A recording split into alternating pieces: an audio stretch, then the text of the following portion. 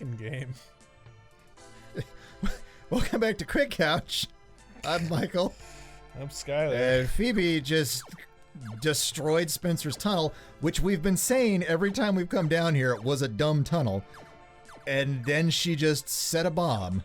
That doesn't mean you can just come in and fucking ruin it. Phoebe. Okay, I want to point out that, like, Tristram is a terrible whatever he is, treasure hunter, thief. I don't like. Yeah. His whole deal at the beginning was like, I've got an elixir. But you got to take me through this tunnel for this earth temple to get the dragon claw. Then he's like all jazzed up on his dragon claw, and now he just gives it to me for no reason. Well, he's got armor to go find now, man. I guess, but I feel like something that can do that is helpful, right? Like, Well, what does it do? it's basically a hook shot. Oh, okay. Is it gonna pull you to places? Yeah. That's kind of badass. Yeah, which again, Tristram, Yeah. I feel like this would be helpful in your treasure. Okay, now I guess I got to go look at Kaylee. You awake? Kaylee, you're well. Okay, I think I did Kaylee's voice. Yeah, I didn't do good. Yes, but did you hear about my dad? Yeah, Spencer told me. He said I should see Otto and Windia, and I was hoping you'd come too. I did say that. I guess. You were really excited that she joined. Yeah. Did he do that for all the other ones? Yeah. Okay. Honestly. Whoa, look at her fucking axe, Yep. dude. Yep. Kay's like, that's a Giant's axe. that's a nice axe you've got, but I don't really deal with pussy pieces of shit anymore. Like, she is level 31. Oh, yeah. Holy fuck. Yeah, Kaylee's a beast. Oh shit, should we have grinded off screen? Now we'll be all right for the moment. Okay. I do still need to go back and do the rest of the battle things that open up. You know what? I'll do that between this episode and the next. Sounds good. Maybe the next one. We'll see. Between the cushions. No, that's a completely different thing. Wait. That's where you find your change. Okay, that's actually, remember, that's one of our segments. Oh, right. Yeah. Sounds like it could be like a weird sex position. Yeah. Yeah, it could. Honestly, yeah. Yeah. That's fair enough.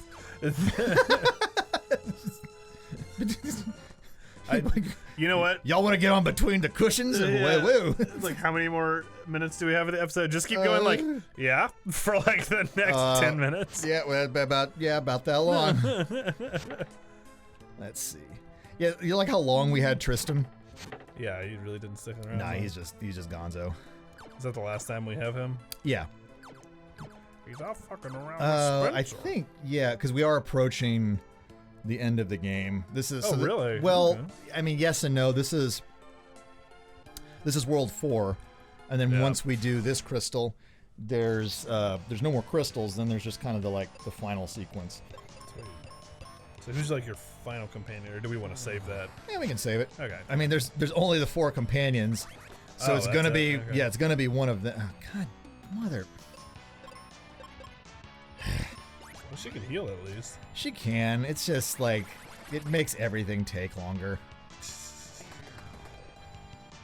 It's interesting, like, because I've always had kind of a weird relationship, I think, in these games with status ailments. Like, status ailments, I'm always really hesitant to, like, call them interesting, because they're supposed to be frustrating, right? Like poison and toxin in Dark Souls. Yeah. Like, you want to talk about something that just chews your face off. What was the name of that one place in the first Dark Souls that everybody hates? Blight Town. Yeah. Oh, God. And Blight Town is, like, super frustrating because, like, these little dudes can, like, blow dart you from off screen, and just that's it. Like, you've got full toxin, and then so I've got kind of a mixed feeling about status ailments in general. Like, I think they're kind of hard to make feel good from a tacticals perspective. I don't know. What do you think? I was trying to think about it, because I guess I've think they're just so like institutionalized that I just kind of assume them as a like, yep, this is a thing. I wonder what like started that, honestly, but well, I mean, as with most RPG stuff, a lot of it derives from things like Dungeons and Dragons. Well, and so thinking about it from a Dungeons and Dragons standpoint, like as a DM, I actually try like 5e change some things, but I actually try not to use abilities that would otherwise take a character out of being able to do anything in a turn if I can help it. Mm-hmm. Because I don't think there's a lot of fun in, it's one thing if the dice go, belly up, and you play off of that, but it's another thing if, hang on. Yeah. Oh, great tree spirit of the forest, please let us through to India.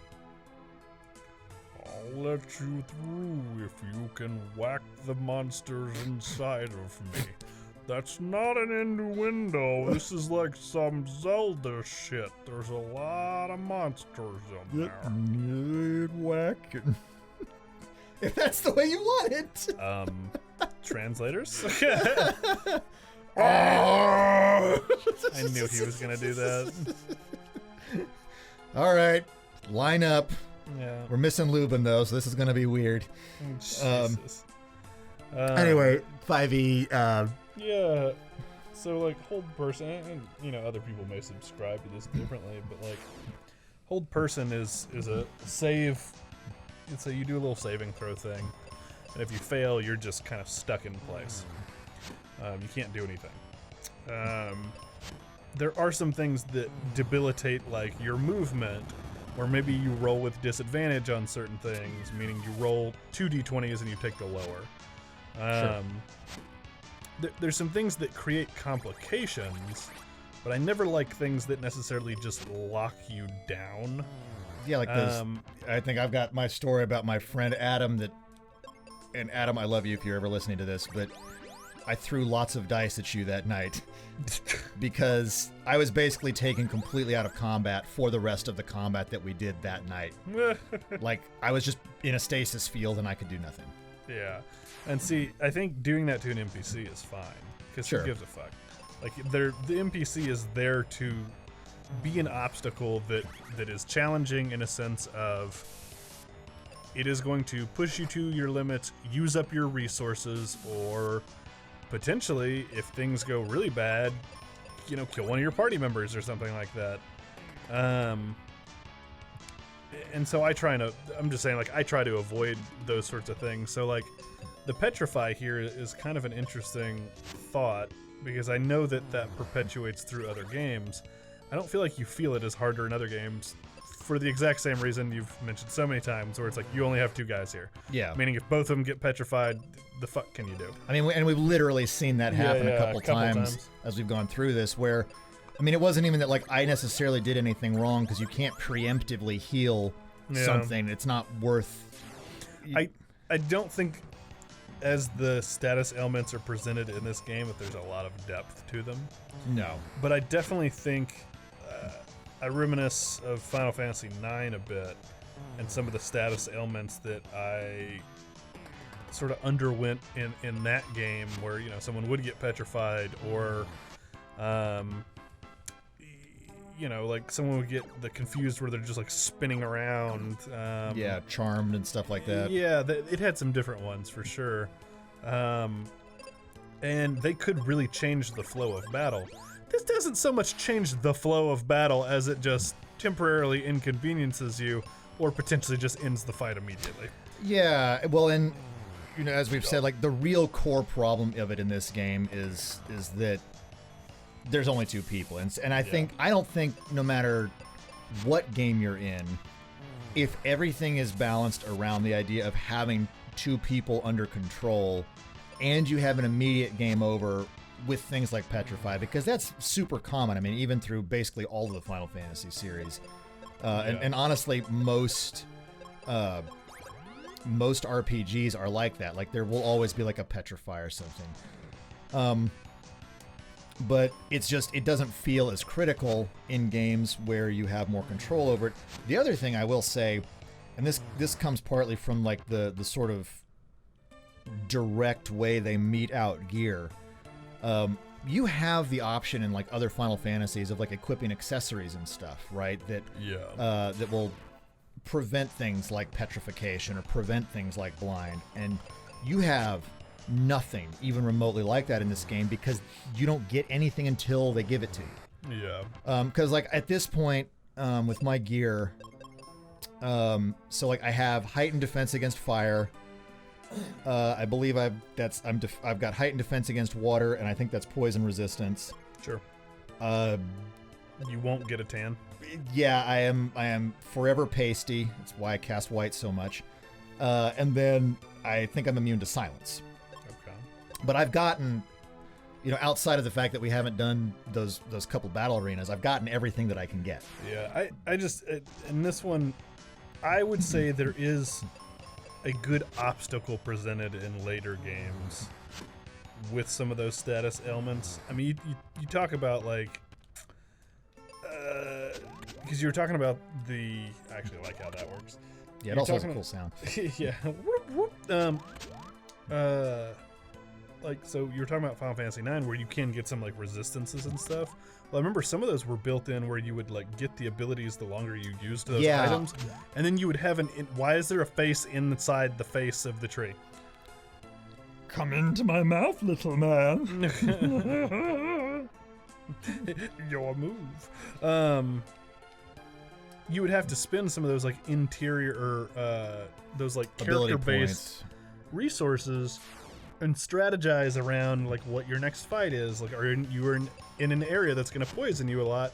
Okay, maybe I need to use this poison resist. And Dark Souls actually presented very much a similar thing. Yeah, you could get armor or things that would raise your poison like resistance to a point where it really might not be that big of an issue for you anymore. And it just, I think the best way that I've ever kind of figured out to describe that is like, for any obstacle, what is your sort of vector for control of that obstacle? What path can I take that I as a player have the agency to take that enables me to bypass that obstacle? Yeah. Right, and so that's what you're talking about. So Final Fantasy IX, if you haven't played it, all of the armor and weapons, they had skills that were on them, and you got like ability points. What's that? I said ribbit. I like how he somehow gets like a band-aid on his chin. Like there's just he's just like carrying them somewhere. He just already had a boo-boo there. His like horrifying frog self. You ever seen like, have you ever seen how frogs like spawn? A frog spawn? Yeah, like it's pretty horrifying. Great. I don't know if you actually want me to talk about it, but yeah, like basically like their babies erupt from their backs. That sucks.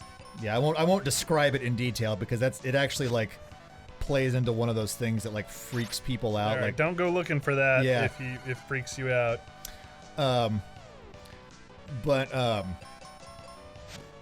So like vectors of control, like, so the Final Fantasy IX thing, you can choose to leave a piece of gear equipped that is weaker because eventually, if you gain enough ability points, you'll learn the skill off of it, and then you'll be able to use your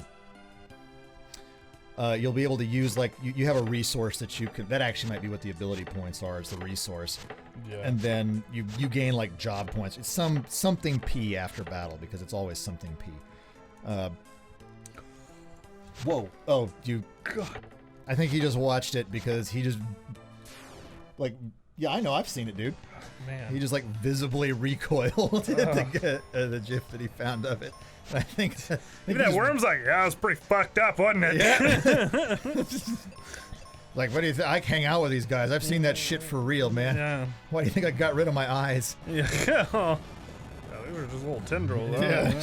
I just feel around and eat dirt. I don't have to watch their freaky ass spawning. Yeah.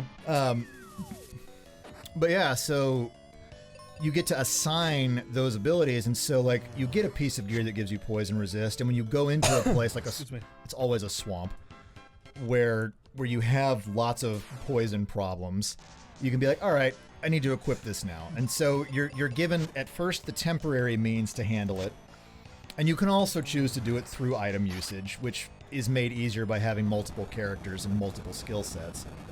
But then you can also use this other system to slowly build up your overall resistances to stuff over time. And so it feels a lot more, I think, welcoming in a sense, because it's threatening at first, and then as you get stronger, you bypass that. And we'll keep talking about that next time on Crit Couch as I go through here and wreck all of these mushrooms.